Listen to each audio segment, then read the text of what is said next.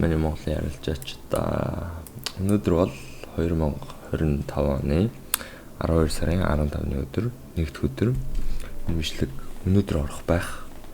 Тэгэхээр энэ удаагийн бичлэгээрээ юу ярих гэж байгаа вэ? Тэгэхээр энэ дөнгөж сая миний арилцаа хэд ихсэн юм бэ? Нью-Йоркын цагаар тэг 3:30-аас эхлээд явсан арилцаа маань ингээд ашиг аваад гарсан байна. Тэгэхээр энэ арилцааны брейкдауныг хэдүүлээ хийцгийх болно. Гэхдээ энэ бол миний өнөөдрийн анхны арилцаа бол биш. Би нэг арилцаанд ороод тэгээд алдагдал хүлээсэн байгаа. Тэрийг яаж гаргаж ирдэг вэ? Энэ. За. Энэ бол trading web платформ. Тэгэхээр энэ бол E-mini Nasdaq Futures 12 сарын Десембер 2025 гэдэг контракт байгаа. Тэгэхээр харж байгаа бидний энд бол би арилцаанд орсон. Энд арилцаанд ороод тэгээд тэр арилцаа маань энд ингээд break even болоод хаагдсан байгаа. За тэгээд дараа нь би хоёр дахь энтриг ийшээ ороод энд бас алдагдал хүлээсэн. Энд гараад тэгээд гурав дахь оролт маань энд ороод эндээс ороод энд гарсныг харж байгаа хаа. За тэгэхээр би яг ямар үндэслэлтэйгээр энэ арилцаанд орсон, бас тэгээ яагаад алдагдал хүлээсэн мөн яагаад алдагдал хүлээсэн ч гэсэн энэ арилцааныхаа сетапыг үргэлжлүүлэн дагсан бэ гэдгийг хэдүүлээ харцгаая. За тэгэхээр энэ бол өнөөдөр нэгдлийн өдөр нэгдлийн price action. Тэгэхээр өмнөд 7 хоногийн 5 дахаас эхэлж ярих нь зүйтэй. Өмнөд 7 хоногийн 5 дахад ханш маань ингээд маш хүчтэй унаад ороод ирсэн. Өдрийн өглөөний 9 цагаас Нью-Йорк нэгээд Нью-Йорк нээснээс хойш ер нь ханш маань маш хүчтэй уналтыг хийж энэ том юм одоо тэ өмнөх зүүн талд байгаа маш олон sell liquidity-г аваад хамж аваад тэгээд эндээс ингэж буцаж орж ирээд ер нь бол арилцааны маань өдөр ингээд өндөрлсөн байгаа буцаж weekly low маань ингээд previous week low буюу өмнөд 7 хоногийн low ханшинд бий болоод тэгээд ханш хаасан цэг маань бол энэ байна. Ханш хаасан цэг бол энэ. Тэгээд нэгтгэд одоо Америкийн цагаар бол бүтэн сая өдөр орой 6 цагт маркет нээдэг байгаа. Тэгээ маркет нээхэд бол тэ маркет нээсэн цэг бол тэмдэглэж байна. Энэ New Week Opening Price гэдэг шар тэмдэглэсний харж байгаа 25223.5 гэдэг ханшлаа маркет маань нэгдэ доош харилцсан. Доош харилцаж яасан бэ гэхээр энэ нэг бага цагийн бяцхан minor sell side liquidity-г авчгаад тэгээд Asia session рүүгээ эхлэхэд дөх үед болон Asia session эхлэхдээ нийлээж ер нь бол нэг тодорхой хэмжээний өсөлтийг үзүүлсэн. Тэгээ би өмнөх бичлэгэн дээрээ дуурчсанчлан би нөгөө нэг market structure shift backtest гэдэг бичлэгэн дээр дуржсан. Asia high болон Asia low маань болохоор өөр маш том pool of sell side болон buy side liquidity болж өгч байгаа. Яг гэх юм бол энд нэг томхон биржүүд өөрсдийнхөө одоо Нью-Йорк биш Хонконг, Сидней одоо юу гэдэг нь те Токио тэргээд Asia session-аар арилждаг Азийн томхон биржүүд энд өөрсдийнхөө арилжаануудыг хийдгээ захиалгуудыг өгдөг. Тэгэхээр ийшээ буцаагаад нөгөө Лондон session маань буцаагаад ийшээ одоо Asia session-ийн high руу эсвэл low руу дарах довтлох сонирхолтой байдаг. За тэгээд Asia session маань хаагдаад оройн тэг цагаас оройн 20 цагаас тэг цаг хүртэл 4 цагийн window тэг цагт хаагдахад ер нь бол миний арилжааны өдөр эхэлдэг гэсэн үг. Би орой шөнийн дунд хүртэл тэг цаг хаагдах хүртэл ханш хаагдах хүртэл огт арилжаа хардаг гэсэн үг. За тэгээ энд мэдээж хаагдлаа арилжааныхаа өдрөө харж байлаа. Тэнгүүч яасан бэ гэхээр бид нэр энд ийм sell liquidity-г авцсан тийм үү. Энийг бол manipulation гэж хэлэхэд бол болно. Энд manipulation-ийг ороод ирсэн. Manipulation хийсэн байсан. Тэгээд ханш маань дээшээ арилжаад энэ buy side liquidity-г авах гэж чадаагүй. Тэгэхээр яг нөгөө нэг бичлэгэн дээр ярьжсанчлан ийм хоёр equal high байх юм бол энэ өөрөө маш том pool of liquidity болдог гэдгийг ярьсан баг. Тэгэхээр энэ өөрөө яг би арилжаанд long арилжаанд орох хангалттай шалтгаан болчихж байгаа. Яг тэгэхээр бид нар ер нь бол энэ previous week low буюу энэ ханшийг аавна. Гэхдээ энэ ханшийг авахын тулд бид нар тодорхой хэмжээний бензин хэрэгтэй. Тэр бензиний энэ хаяас аль эсвэл энэ хаяас бүр энэ хаяас ч авч болно. Тэгэхээр ер нь бол миний энэ 7 хоногийн bias болохоор ингэж дэшээ явж хагаад энэ хаяудыг эвдээд тэгээд энэ previous week low-ыг авах гэсэн одоо энэ 7 хоногийн weekly bias маань тийм байгаа. За тэгээд бид нар энд 2 equal high үүсгэсэн. Энд нь ийм manipulation хийсэн. Энийг бол хүмүүс market structure shift гэж харж байгаа тийм үү? Энийг бол market structure shift гэж харж байгаа. Тэгээд эндээс маш олон тооны арилжаачид short position нээх болно. Тэгэхэд smart money тэр одоо тэр хүмүүсийн short order-ыг liquidity-г ашиглаад өөрсдийнхөө long order-ыг өгнө гэсэн одоо ихтгэл үнэмшлийн дагуу би long арилжаа харж эхэлсэн гэсэн. За тэгээд би яг нэг ханшиг энэ хавьж явж байхад нь хараад тэгээ буцаад орж ирэхэд нь хэрвээ энэ low-ыг эвдвэл би long арилжаанд орно гэсэн төлөвлөгөөтэй байсан. Яг тэр төлөвлөгөөний манд дагуу ингээд уул нь эвдээ ороод ирсэн. Эвдэж орж ирэнгүүтэл нь би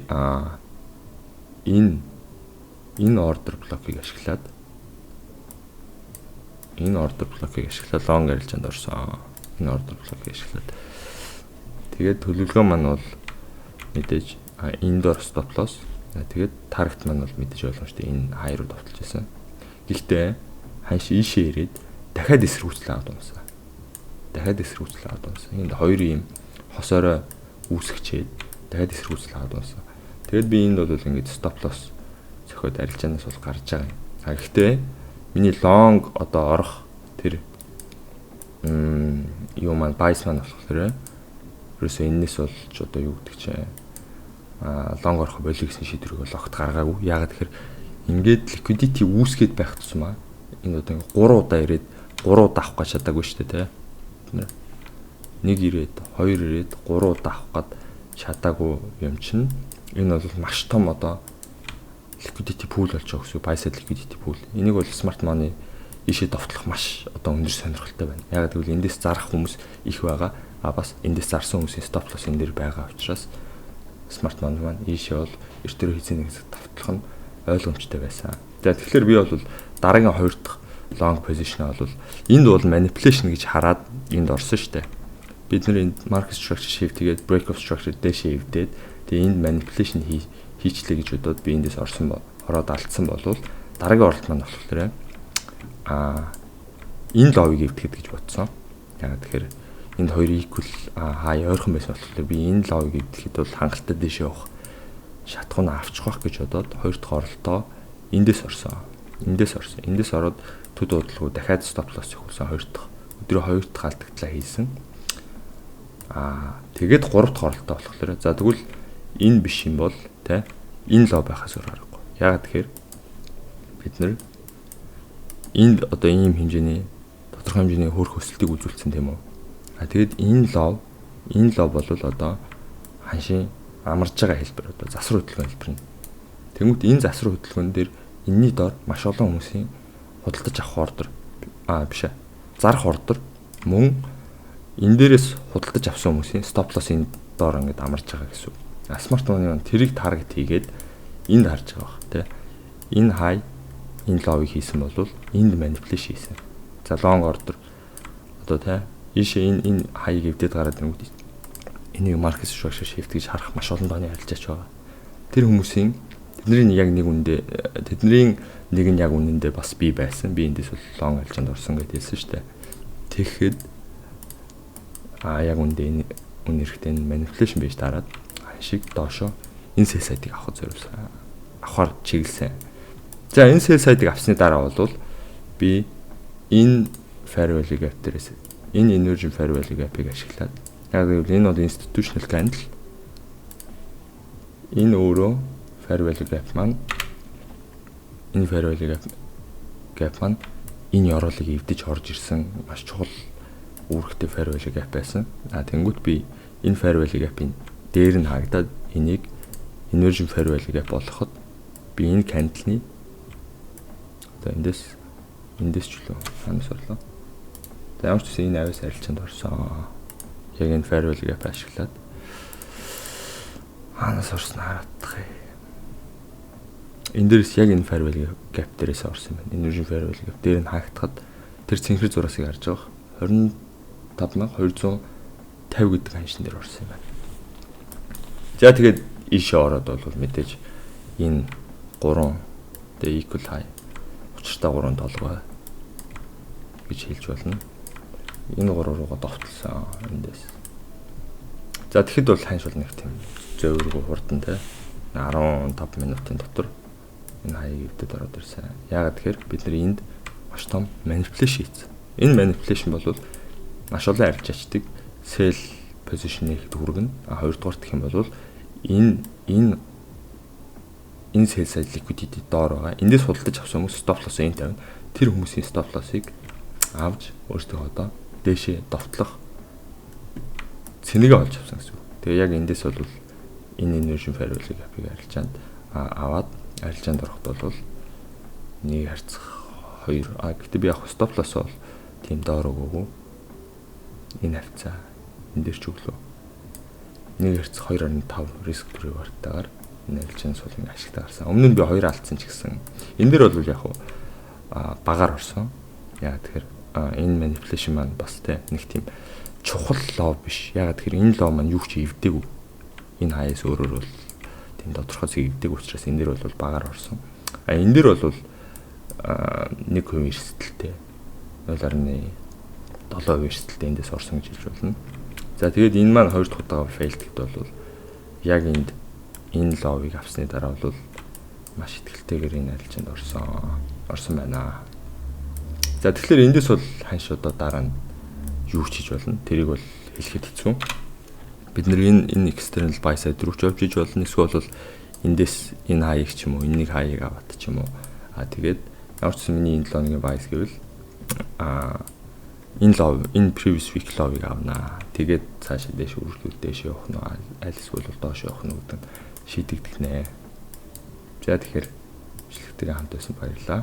Дараагийн бичлэгээр уулзлаа. Баярлалаа.